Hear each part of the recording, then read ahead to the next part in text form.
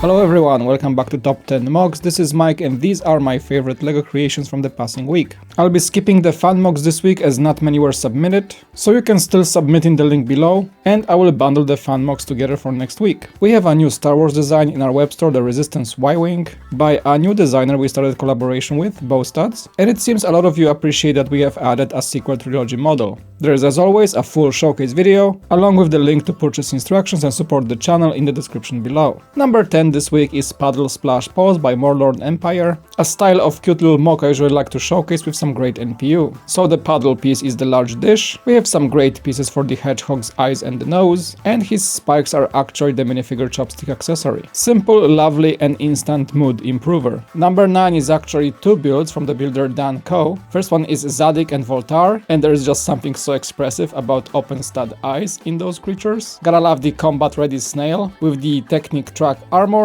and that oversized anime sword kinda works really cool with just 3 types of tiles. Plus the Frog Knight has the feet made out of the foliage elements, and I've never seen that piece used in that fashion. You can also spot some droid arms for that snail's back assembly. And the second contesting number 9 build from Dan Co. is the Deththpicable Dark Knight. That was the worst Duffy impression I could have made, but the MOC is absolutely hilarious. Description says, nobody told him about the dragon, but he found it anyway. There is something so Looney Tunes about it, I love it. Duffy in the inverted Bat Knight helmet is something truly special, and I love how expressive the dragon is, considering it's only just a few pieces really. And I really don't know what that large piece for the main head is actually, so let me know in the comment section below. And I still keep laughing at this MOC, it's so well done. Up to number 8 we have a fantastic build from Soccer Kid 6, the Snowbound Serenity, and at first I thought these are 2 different builds because he submitted 2 different pictures from front and from the back. So from the back we have some kind of a steampunky workshop with incredible interior detail and some snowy landscape outside, plus some clockwork walls to accentuate the style. Really love that interior pose here if you want to see all the details, there is so much to see. And from the front, considering that this picture was taken with a different white balance, it is truly hard to tell that this is the same build. Gotta love the teal walls and the details on the roof, what I believe are ski pieces for the facade. There's some really cool technical build for the mill on the side, and even more of that natural looking snowy landscape. Absolutely incredible design both front and back, and truly just shows the skill of the builder.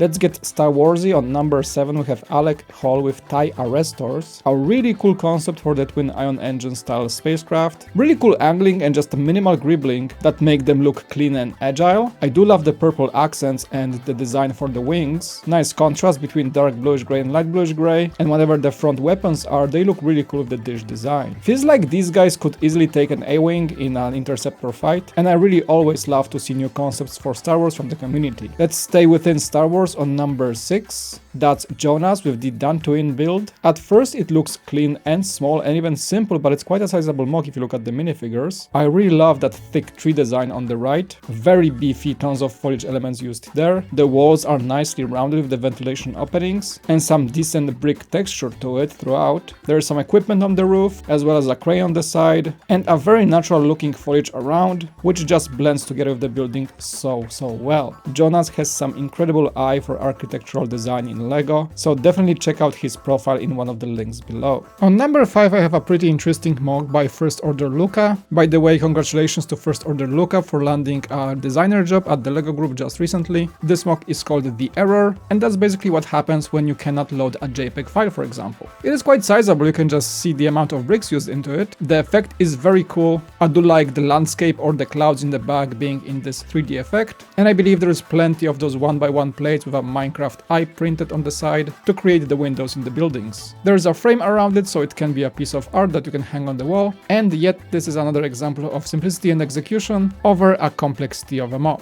Felix-Workshop on number 4 has the Pagoda by the lake, massive build with a beautiful design and lots of detail. Just the sheer composition of the cascading river with the rock formations, the landscape, the autumn trees, and the towering pagoda just has something very special to it. I love the roof design for the pagoda, it achieves that very particular and tricky angle very well, and the MOC is just very lively with lots of minifigures going about their business. Just a serene and very eye-catching scene at a really beautiful detailed scale. On number 3 we have also some sort of architecture design. but let's call it more of a fantasy landscape. Meadow boot Cidery by Piotr is a MOC you can explore for quite some time and still find some great details. You can see the scale we're at with the giant flowers towering the village, reminds me a bit of Smurfs for some reason. I love the oversized ladybugs and lots of fruit, acorns, foliage on the ground level. There is clearly a cider operation going on in the front, and the landscape shaping itself is lovely designed with the usage of large circular pieces. You may also spot some Duplo to achieve that sense of scale. The building itself has some fantastic design with that tower having rounded elements. I'm not sure how these angles are achieved, and it's all topped off with a spectacular roof. On the lower side there is some sort of a botanical dome, a ladder leading up to the observation nest. As I said, so many details. I really encourage you to check out the link below for the full resolution picture. That is one incredibly creative MOC.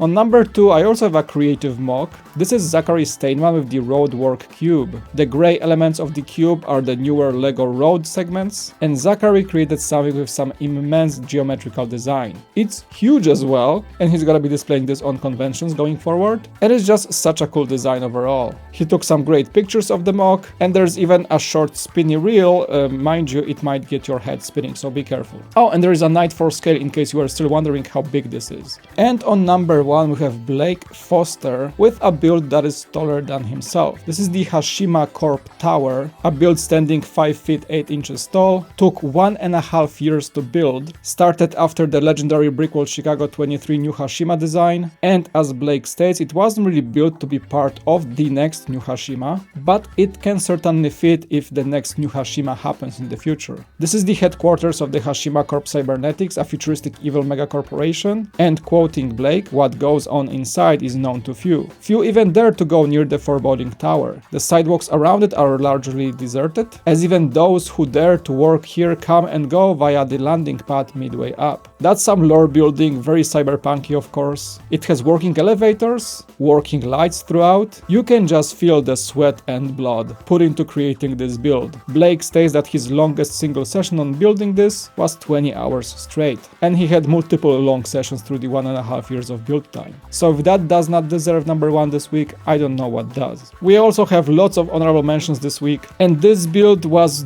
that close to taking number 1 spot this week. Century Chan with the It's Always Tea Time, a massive Alice in Wonderland build. I mean massive, look at the scale of the studs. One thing to note is I think those are not original LEGO bricks, but for builds at this scale the savings on the cost of the bricks are truly justified. Bart the Dobbelaer designed the segmentation fault. I guess that is a segmented Borg of sorts, really cool photography as well. jaapxaap designed the new area discovered and D&D inspired build, really cool design for a location. Lewis of Nutwood with Prey, I hope the bunny is okay, it's so cute, and the trees are absolutely fantastic. Then we have Titolian with the M-Tron Exo, Piotr Turecki with the Space Tracker, Cab with Penny Polendina, Marcel V with the Alric's Last Journey Part 1, a massive build from G-Ghost, Chateau de Chenonceau. The right side kind of reminds me of the rocket launchpad. Nunotsuki with the Akihabara Tokyo. Chris with a small Star Warsy build, A Night on Listerhall. Stentie with a beautiful diorama called Rogu Ronin. Andreas Lenander with the Moffat Mosque. Brick Ninja with some sci-fi sweeper and cutter mechs. MorlornEmpire yet again with a bunch of baby ducks. Superb effect and NPU at such a small scale. Mitsuru Nikaido with again a signature design in the form of the Napoleon Fish mech. Kit Nagen with the beautiful Sandblaze Cathedral. Nabe MOCs designed the General Grievous MOC. Photomark, known for his incredible LEGO shots, presented the Discovery in the Ice. I just love the composition of this. Dominic with the Fari Touring in the Safari 8080. Gallery the Anta with the Build a Dice MOC. There is something about cubes this month. I think it's Cubevember or something. I don't know. Another one from MorlornEmpire called The Virus. Tabaya with the M-Tron, or should I say M-Train. I'll see myself out. Nabe MOCs again with the LEGO Totem Pole. Superb NPU with those creepy masks. And last but certainly not the least, we have Oshi with the S25 Sovereign Light Cruiser, a MOC that achieves incredible angles and gribbling at a very small scale. I hope you guys enjoyed the plethora of MOCs this week. Feel free to submit a fan MOC for next week. I'm gonna bundle them together for next episode. Link is below as always. Thanks so much for watching. It was Mike, and I'll see you next time on BrickVault.